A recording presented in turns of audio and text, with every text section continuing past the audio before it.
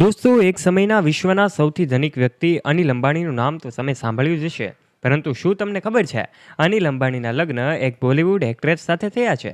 એટલે કે અનિલ અંબાણી અને ટીના મુનીમની લવ સ્ટોરી બહુ ઓછા લોકોને ખબર હોય છે. અનિલ અંબાણીને ધીરુભાઈ અંબાણીએ ના કહી હતી અને ફિલ્મોમાં કામ કરતી છોકરી અંબાણી પરિવારની વહુ ન બની શકે.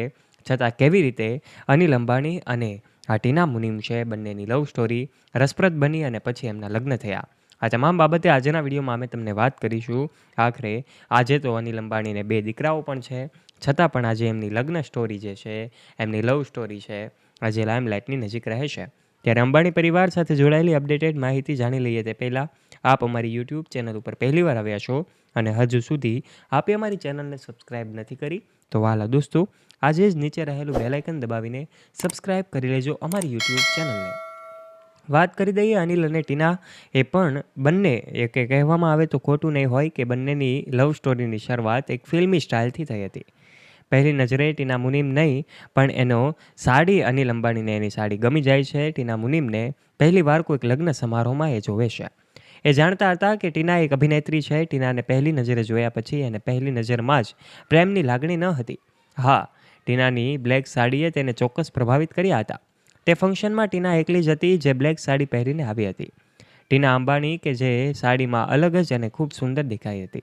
એ દિવસે અનિલ અંબાણી અને ટીના બંને વચ્ચેની વાતચીત શરૂ નહોતી થઈ, પરંતુ નિયતિ ફરી એકવાર અનિલ અંબાણી અને ટીનાને સાથે લાવ્યું. સ્થળ હતું અમેરિકાનું કે જ્યાં અમેરિકાના એક નાનકડા શહેરમાં યોગાનું યોગ. એ દિવસોમાં ટીના પણ ત્યાં હતા અને ત્યાં બંનેની મુલાકાત થાય છે. તે દિવસે અનિલ અને ટીના પ્રથમ વખત બંનેના કેટલાક મિત્રો દ્વારા મળ્યા અને વાત કરી. અને તે પહેલી જ મિટિંગમાં અનિલે ટીનાને કોન્ઝ્યુઅલ ડેટ ઓફર કરી. ટીના એક અભિનેત્રી હતી. તેને આ પહેલાં પણ ઘણી વખત પુરુષો તરફથી આવી જે પણ કહી શકાય કે કેઝ્યુઅલ કેટ્સ માટે ઓફર આવેલી અને એથી જ ટીનાએ ખૂબ જ પ્રેમથી અનિલને ના પાડી દીધી. ડેટિંગ અને મળવાની પણ ટીનાએ ના પાડી. થોડા વર્ષો પછી ટીના અને અનિલ ફરી મળ્યા અને આ વખતે ટીના અંબાણીનો પરિચય ટીનાના ભત્રીજાએ અનિલ સાથે કરાવ્યો. ટીનાના ભત્રીજાએ તેને ઘણી વખત કહ્યું હતું કે તેને આ એક મિત્ર સાથે પરિચય કરાવવા માગે છે. તે ટીનાને કહેતો હતો કે તેનો મિત્ર પણ ગુજરાતી છે અને ખૂબ સારા પરિવારમાંથી આવે છે.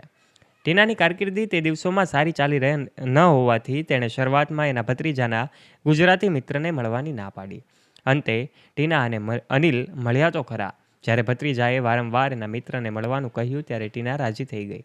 અત્યાર સુધીમાં ટીનાને ખબર હતી કે તેના ભત્રીજાનો મિત્ર એ જ છોકરો છે જેને તે અમેરિકાના નાનકડા શહેરમાં મળી હતી. એવું કહેવામાં આવે તો પણ ખોટું નહીં હોય અને અનિલ અંબાણીની સાદગી અને વિનમ્રતા ગમી જાય છે. અનિલ અંબાણીની નિખાલસતા ગમી જાય છે અને સિમી ગ્રેવાલને આપેલા એક ઇન્ટરવ્યૂમાં ટીના અંબાણીએ પણ કહ્યું હતું કે અનિલ અને તે બંને ગુજરાતી પૃષ્ઠભૂમિમાંથી હોવાથી અનિલને મળ્યા બાદ એને પણ પરંપરાગત જોડાણ લાગ્યું હતું.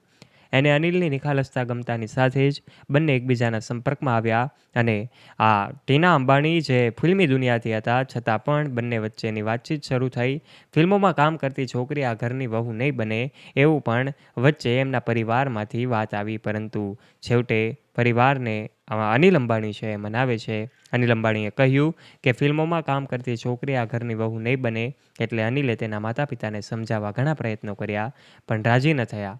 અંતે જોગાનું જોગ બન્યું એવું કે ટીના અંબાણી અને એમના અનિલ અંબાણી વચ્ચેની પ્યારની જીત થાય છે અને બંનેની લવ સ્ટોરી શરૂઆત થાય છે.